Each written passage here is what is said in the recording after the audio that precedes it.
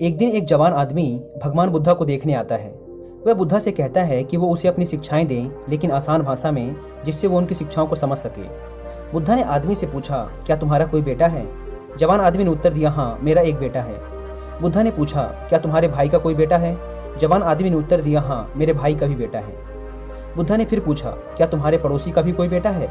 उस आदमी ने उत्तर दिया, हाँ, मेरे पड़ोसी के भी बेटे हैं। बुद्धा ने आगे पूछा, कोई ऐसा इंसान जिसे तुम पर्सनली नहीं जानते, क्या उसका भी कोई बेटा है? आदमी ने कहा, हाँ, उसका भी एक बेटा है।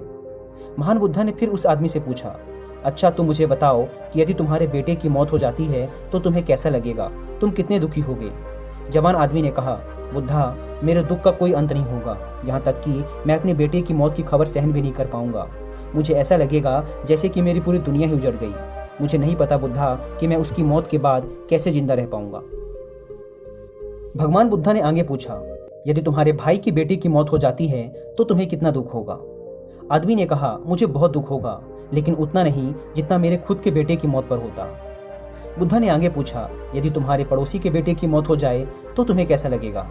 जवान आदमी ने उत्तर दिया, लॉर्ड बुद्धा, मुझे पड़ोसी के बेटे के मरने पर भी दुख होगा, लेकिन उतना नहीं जितना मेरे भाई के बेटे के मरने पर होता।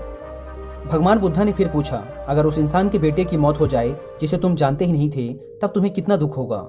उस जवान आदमी ने उत्तर दिया, मुझे कोई दुख नहीं होगा, क्योंकि मैं उसे जानता ही नहीं। फिर बुद्धा ने उस जवान आदमी से पूछा, अब तुम ही मुझे बताओ कि हमारा दुख किस बात पर निर्भर करता है?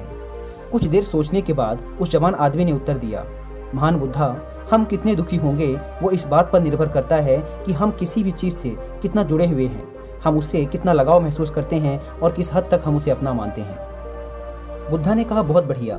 बुद्धा ने फिर उससे पूछा, जब तुम अपने बेटे को समुद्र के किनारे लेके जाओगे तो क्या वो समुद्र के किनारे पड़ी रेत के साथ नहीं खेलेगा? आदमी ने उत्तर दिया, हाँ बुद्धा, बिल्कुल खेलेगा। बुद्धा ने फिर पूछा, जब समुद्र से आने वाली लहरें तुम्हारे बेटे द्वारा बनाए गए रेत के घर को तोड़ देंगी तो क्या तुम्हारा बेटा रोएगा? आदमी ने कहा, हाँ बुद्धा, वो बिल्कुल रोएगा। बुद्धा ने फिर पूछा, क्या तुम भी उसके साथ रोओगे?